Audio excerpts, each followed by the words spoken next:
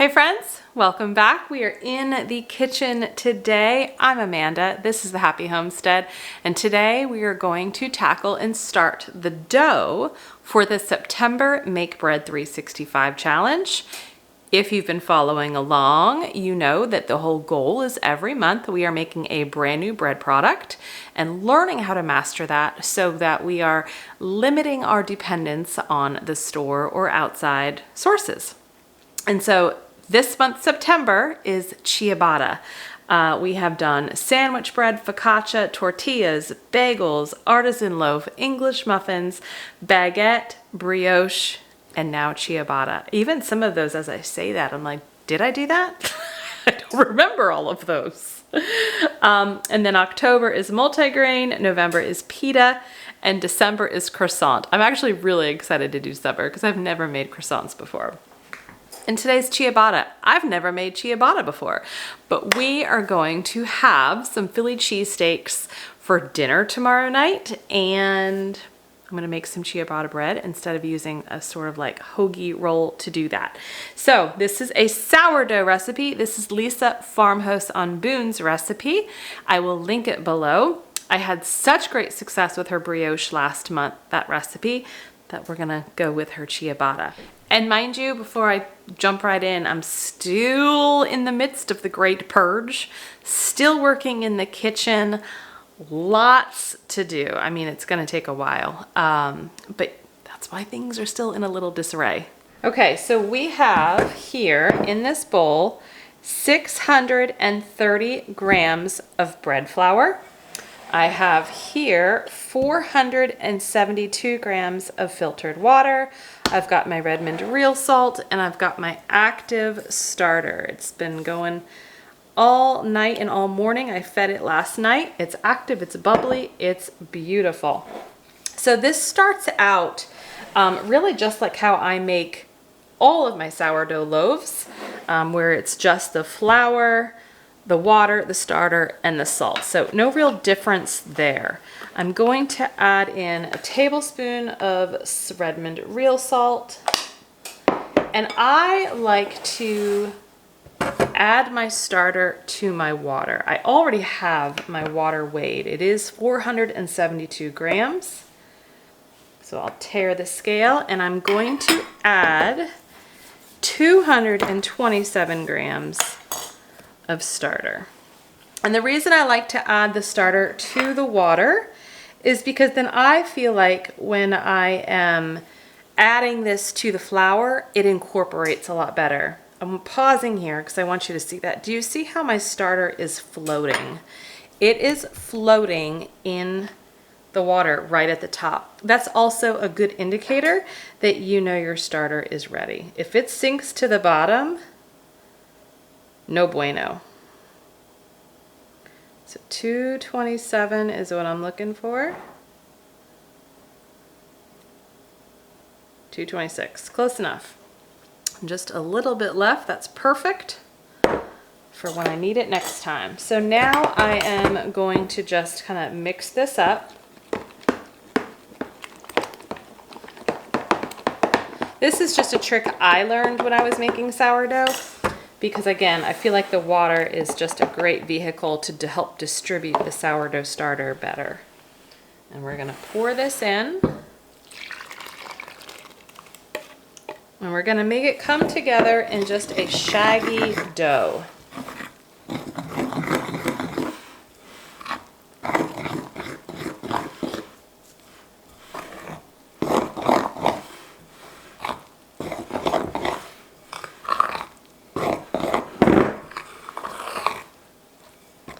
Once it starts to kind of take somewhat of a shape, that is when I just take my hands, clean off my spoon,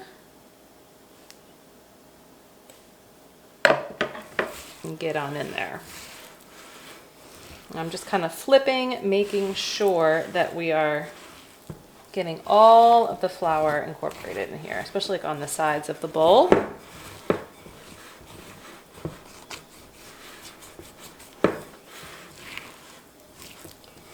It's gonna feel like a wet dough. It looks like a wet dough. It feels like it. but you just got to trust the process. Okay, we're gonna leave this now to sit for about 30 minutes. We're gonna cover this with either a towel or beeswax wrap. And just like with other sourdough recipes, right, we're letting this sit for 30 minutes, letting the gluten proteins kind of come together with everything else. In 30 minutes, we're gonna start our series of stretches and folds, and we're gonna do those about every 30 minutes apart.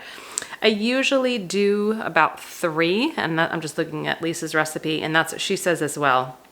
So really over the next 2 hours, sit for 30 minutes, then a stretch and fold, another 30 minutes, stretch and fold, another 30 minutes, stretch and fold.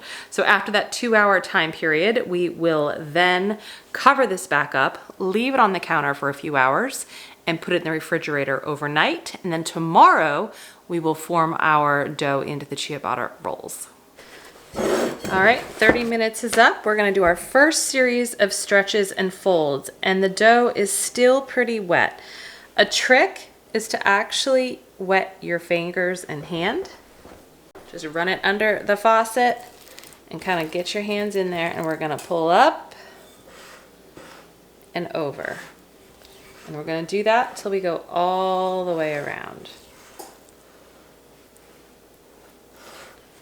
This is called a series of stretches and folds, and all it's doing is really helping those gluten proteins relax a bit.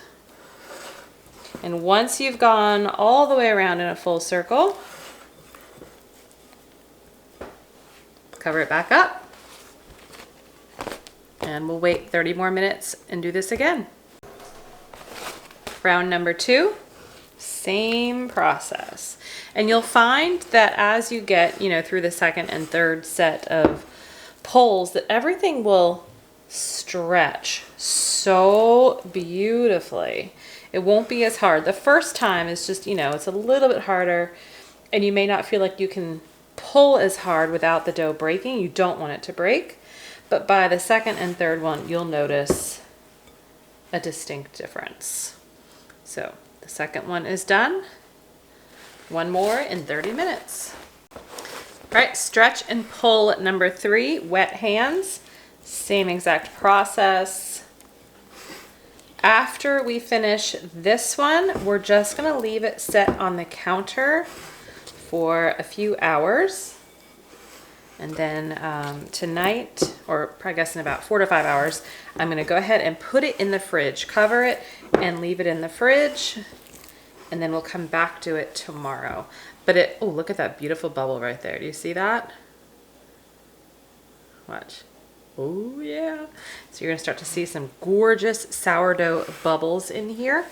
We're gonna cover it, leave it sit for 4 to 5 hours, put it in the refrigerator overnight, and we'll be back tomorrow. We're back, and it is time to put our ciabatta rolls together. Just taking the beeswax wrap off. I had my dough sitting in the refrigerator all night. I want you to see, can you see some of these gorgeous bubbles? There's a little one there too. I mean, this is how sourdough should look. I've been thinking about this. I think I'm gonna do a sourdough kind of Q&A, FAQ type thing in the near future, because I realize that sourdough may be new to some folks, or maybe it's not, but you still have some questions like I do all of the time. And I want to try to help dispel any myths, make you more comfortable, because I have been on this sourdough journey for about 3, maybe 3.5 years now. I started in 2020, and I don't think I'll ever go back. I really love sourdough, and it's better for us.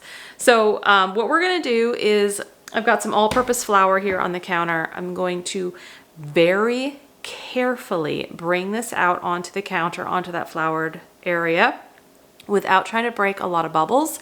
We're gonna gently stretch it into some sort of a rectangle. It doesn't have to be very large. You'll see me just kind of try to manipulate it. And then I've got a parchment paper here. We're going to cut it basically like a ciabatta square, like that, right? Cut it into anywhere from 6 to 8, however many I get. Let it rest on the parchment paper for about 1 to 2 hours, and then we're gonna bake it in the oven on a pizza stone. I'm just gonna use my fingers to kind of gently try to roll it out of the bowl carefully.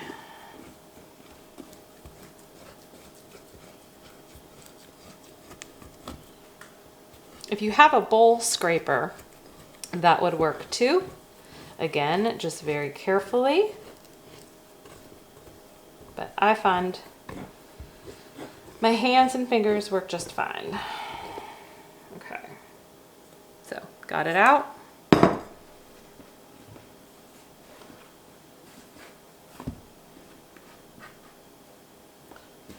And I'm just gonna start kind of putting it in that rectangle shape. I'm not rolling it, I'm not smushing it.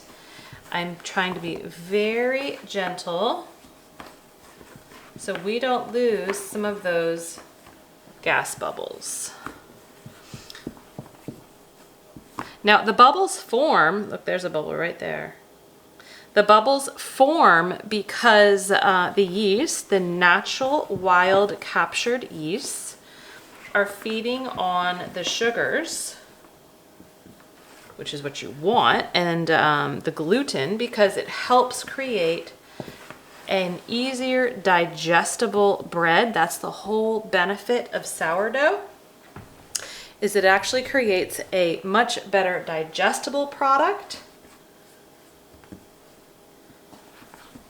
rather than the commercial yeasts. Okay, I think that looks good. I'm gonna take my bench scraper and very carefully make my rolls and put it onto my parchment paper.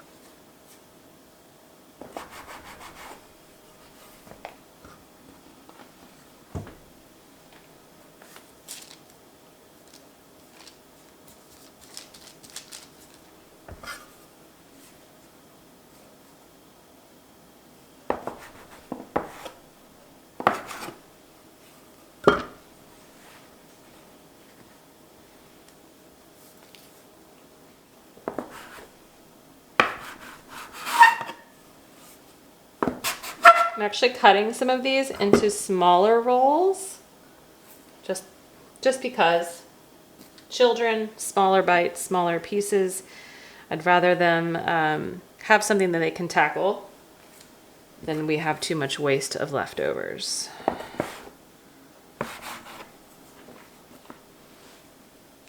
So I ended up with quite a bit, right? 11 rolls. We'll see how they come out. Again, I'd rather have them a little bit more on the smaller size. But if you're trying to make like a really big sandwich, you can do whatever you need to do size-wise. I am gonna let these sit, like I said, 1 to 2 hours. In about probably an hour to an hour and 15 minutes, I will get the oven preheated. I think it needs to be preheated to 425 with my pizza stones. I'm gonna have to do 2 stones in the oven to get the stones heated as well, preheated as well, and then we'll put everything in. Okay, I've got the oven preheating. I was wrong before. You want to preheat your oven to 475 degrees, and we're gonna cook these for 25 minutes. Now I'm gonna do an experiment here. I've got my pizza stone right there that was in the oven. I just took it out. So I'm gonna cook one of these papers on a pizza stone and the other on just my cookie sheet pan, and kind of see the difference that it gives. Oven's preheated. I also have a cast iron skillet with about a cup, maybe a cup and a half of water. I'm gonna put that in also to help create a steam effect and give our ciabatta rolls a harder kind of golden crust. Okay, time is up. Oh, they look beautiful. I'm actually gonna put them on the island so we can compare them. All right, they are super, super hot, but they look good. I don't notice a huge difference between the pizza stone and the pan. I'll say actually, possibly the pan has a little more color in it, the brown spots. It could have also been though that this was on the top rack and this was on the bottom rack. Look at this one puffed up a bit. Try and turn it so I can see. That one looks pretty good. Oh, and look, there's no color on the bottom of those. So the color is on the bottom of the pizza stone. Yeah.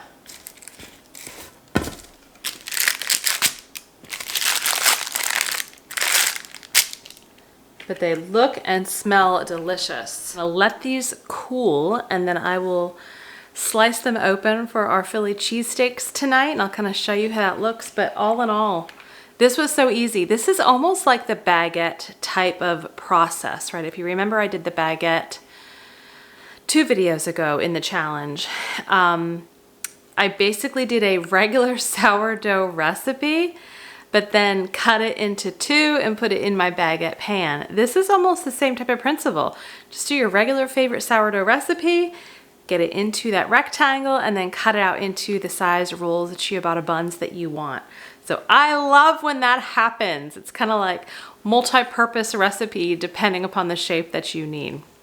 All right, we're gonna let these cool and I'll see you when it's time to get dinner together. Which one is mine? Little one. This one? Take it. Can I eat my pickle? Please. Well, dinner is done. The ciabatta rolls look fantastic. I'll show you, slice them open. Look how beautiful they are. They're kind of got a little bit of a crunch on the outside, not too much, just enough, and the inside is very soft. And our Philly cheesesteaks are done and are gonna be delicious. What would you like to say? Bon appetit! Oh, I was gonna say that in your ear, but you knew. Thank you so much for joining us as we completed the September Make Bread 365 challenge. The pickles are good. I will see you next month. Stay healthy, stay well. Bye-bye.